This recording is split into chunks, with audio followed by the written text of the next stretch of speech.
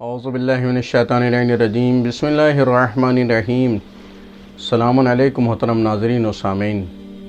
10ویں رمضان انتہائی المناک اور غمناک تاریخ ہے۔ ہم جتنا بھی غم منائیں وہ کم ہیں، اس لیے کہ اس تاریخ میں اور اس کے بعد پورے سال پیغمبر اسلام نے غم منایا ہے۔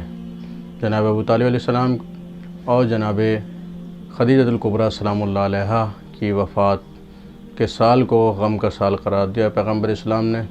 26 رجب 10 بعثت اور جناب ابو طالب کی وفات تھی، اور 10 رمضان 10 بعثت جناب خدیجہ الکبریٰ سلام اللہ علیہا، جو پیغمبر اسلام کی پہلی شریک حیات تھیں، جن کے اوپر پیغمبر اسلام نے فخر و ناز کیا ہے۔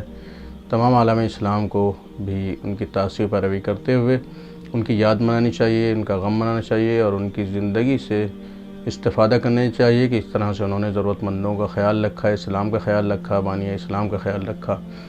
اس غمناک موقع کے اوپر ہم تمام عالم اسلام کی خدمت میں، ناظرین کی خدمت میں، بالخصوص علماء و مراجع کرام کی خدمت میں، بالاخص امام زمانہ علیہ الصلوۃ والسلام کی خدمت میں تسلیت و تعزیت پیش کرتے ہیں۔ آج کی دعا جو ہم پڑھیں گے اس کا محور ہوگا کہ پروردگار سے ہم دعا کریں گے، پروردگار ہمیں بھروسہ کرنے والوں میں شمار فرما، کامیاب لوگوں میں سے ہمیں قرار دے، اور دعا کریں گے کہ اپنے قریبی لوگوں میں ہمیں قرار دے، ہمارا شمار اپنے قریبی لوگوں میں فرما۔ اللہم صلی علی محمد و آل محمد۔ بسم اللہ الرحمن الرحیم۔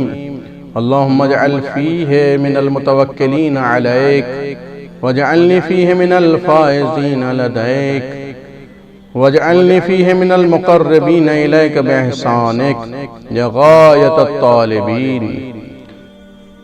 آئیے دیکھتے ہیں کہ آج کی دعا کا مطلب و ترجمہ کیا ہے۔ بسم اللہ الرحمن الرحیم۔ شروع کرتا ہوں میں اللہ کے نام سے جو انتہائی مہربان اور بہت زیادہ رحم کرنے والا ہے۔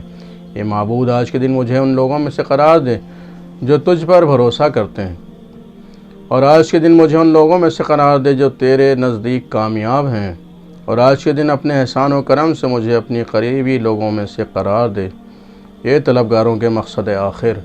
اللہم صلی علی محمد و آل محمد۔ اللہم تقبل منا انکا انت السمیع الدعاء۔ التماس دعا، خدا حافظ و ناصر۔